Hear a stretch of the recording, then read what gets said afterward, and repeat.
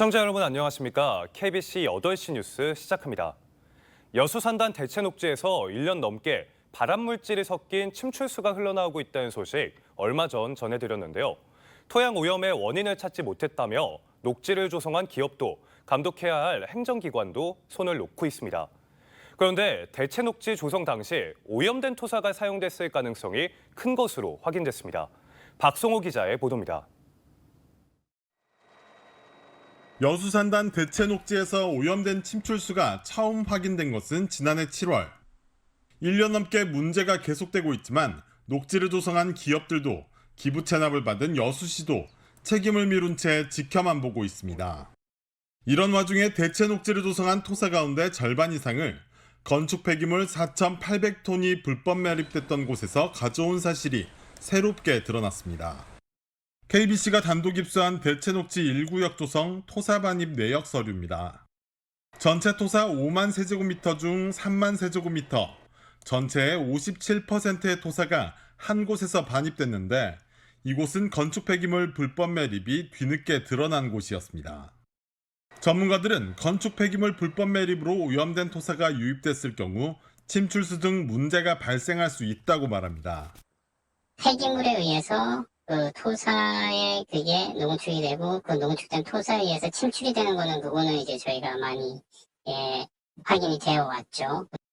대체녹지 조성 당시 토사의 오염 여부를 확인해야 이 같은 문제를 방지할 수 있었지만 법적 기준에 미치지 못해 별다른 관리가 이루어지지 않았습니다.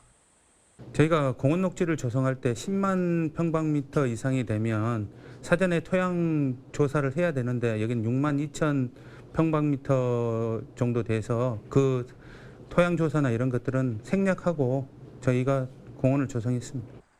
토양 오염은 드러났지만 그 원인을 찾지 못했다는 이유로 1년 넘게 방치됐던 여수산단 대체녹지 문제가 해결의 실마리를 찾을 수 있을지 주목됩니다.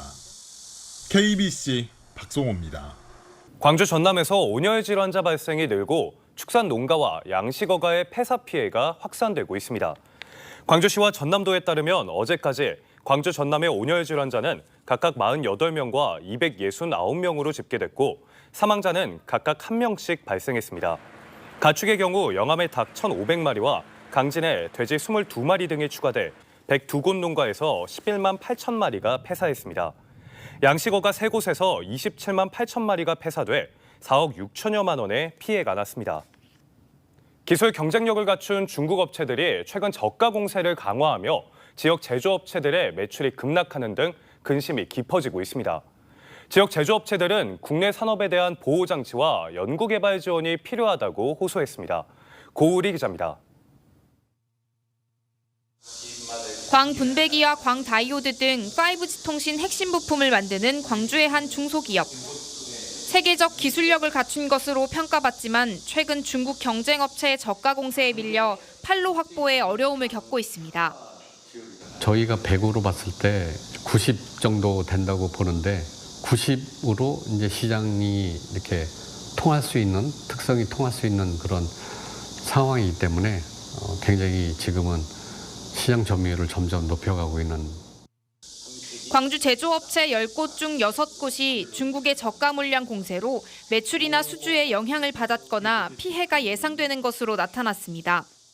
피해 유형으로는 판매 단가 하락 압박이 가장 많았고 내수 거래 감소, 해외 판매 부진 등이 뒤를 이었습니다. 문제는 중국 경쟁업체들이 저가 공세 속에 품질 경쟁력 격차가 빠르게 좁혀지고 있다는 점입니다. 중국 기업에 추월당했거나 기술 격차가 축소됐다는 응답은 67.8%에 달했고 기술력에서 우위를 차지하고 있는 기업조차 69%는 5년 이내에 중국 제품이 기술력에서 앞설 것이라고 답했습니다. 중국의 저가 물량 공세에 대응을 하고 있거나 준비 중인 기업들의 경우에는 품질 향상에 가장 집중하고 있는 것으로 나타났고 이외에도 신규 시장 개척, 제품 다변화, 현지 생산, 그리고 비용 절감 등을 통해서 대응하고 있다고 답했습니다.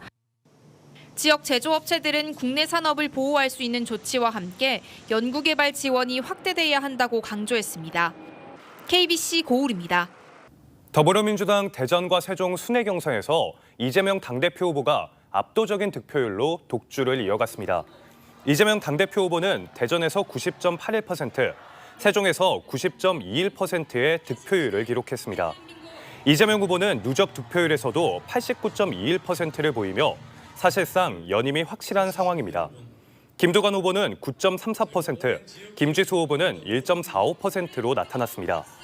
최고위원 경선에서는 김민석 후보가 1위로 올라섰고 정봉주, 김병주, 한준호 후보 순으로 나타났습니다. 더불어민주당은 오는 17일 서울 경선에 이어 18일 전당대회를 열어 차기 지도부를 선출합니다. 광주시가 지역 의사회, 약사회와 함께 제6차 유행조짐을 보이는 신종 코로나19 대응에 돌입했습니다. 광주 약사회와 협업해 코로나19 치료제 조제기관 목록을 공유해 시민 불편을 줄이는 한편 의사회에도 치료제 처방 기준을 준수하도록 의료기관에 안내해달라고 요청했습니다. 광주시는 치료제 품귀 현상에 대비해 보건소, 약국과 온라인 채팅방을 통해 실시간으로 재고 현황을 공유하고 있다고 밝혔습니다. 광주시의회가 김대중 전 대통령의 사전은 대한민국 현대사를 상징하는 유산이라며 국가에서 매입해 국가문화유산으로 보존해야 한다고 주장했습니다.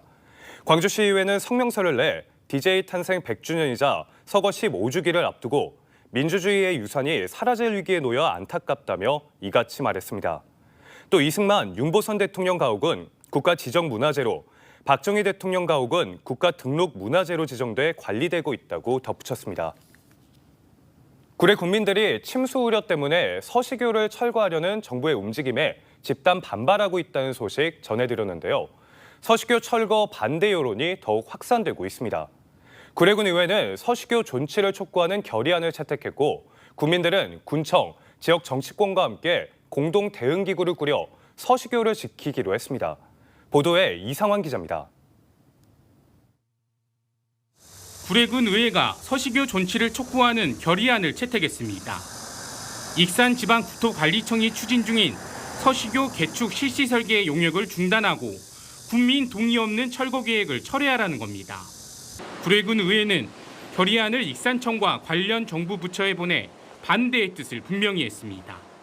행정 중심의 그런 조치가 아니라 국민의 의사와 많은 사람의 의견을 반영한 또 전문가의 입장들을 반영한 그런 서시교의 개축 또는 존치가 필요하다 이렇게 말씀드리고 싶습니다.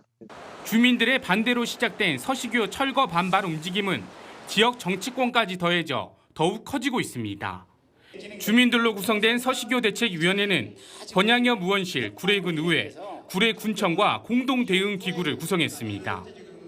공동대응기구는 하천 선형 개선 등 근본적인 홍수 대책이 서시교 철거보다 우선한다는 국민들의 의견을 하나로 모아 정부에 전달할 계획입니다. 국민들의 반발이 확산하면서 서시교를 개축하려는 익산청의 계획이 사실상 실현되기 어려운 국면을 맞고 있습니다. KBC 이상환입니다. 강기정 광주시장이 제33회 파리올림픽에서 열전을 펼친 광주시 소속 선수단 5명에게 격려 메시지를 보냈습니다. 강 시장은 축전을 보내 올림픽 투혼에 감사드린다며 우리 선수들은 국민들에게 가슴 벅찬 희망을 안겨주었다고 격려했습니다. 광주시 소속으로 출전한 국가대표 선수단은 근대 5종, 펜싱, 유도, 스포츠 클라이밍 등 4개 종목 5명으로 이 중 유도 이혜경 선수가 혼성 단체전에 출전해 동메달을 목에 걸었습니다. 오늘 낮 12시 40분쯤 목포시 죽교동의 한 나이트클럽 건물에서 불이 났습니다. 이 불로 건물 내부 등이 타는 등 큰 피해를 입은 것으로 알려졌습니다. 특히 건물 내부 구조가 복잡해 진화에 어려움을 겪으며 초기 진화에만 3시간 이상이 걸렸습니다. 다행히 영업시간이 아니라 인명피해는 일어나지 않았습니다. 소방당국은 불길이 잡히는 대로 정확한 화재 원인과 피해 규모를 조사할 계획입니다. 전남 지역에서 노인들을 속여 물건을 파는 소비자 피해 신고 건수가 1000건을 넘어섰습니다. 전남도에 따르면 올 들어 접수된 60세 이상 고령 소비자 피해 신고는 모두 1007건으로 집계됐습니다. 이는 지난해 1719건을 조금 상회하는 수준으로 올해도 증가세를 이어갈 것으로 예상됩니다. 피해 유형은 투자 자문을 빙자해 수수료를 받아 챙긴 사례가 가장 많았고 건강식품 판매 사기와 택배 반품 사기 등의 순으로 나타났습니다. 광주 전남 지역에 당분간 무더위와 열대야가 지속되겠습니다. 기상청은 월요일인 내일 가끔 구름이 많은 가운데 광주와 전남 대부분 지역에 낮 최고 기온이 30도 이상 치솟아 체감 온도는 더욱 높겠다고 예보했습니다. 아침 최저 기온은 22도에서 26도 사이 분포를, 낮 최고 기온은 한평 36도를 최고로 광주 35도 등 32도에서 36도 사이 분포를 보이겠습니다.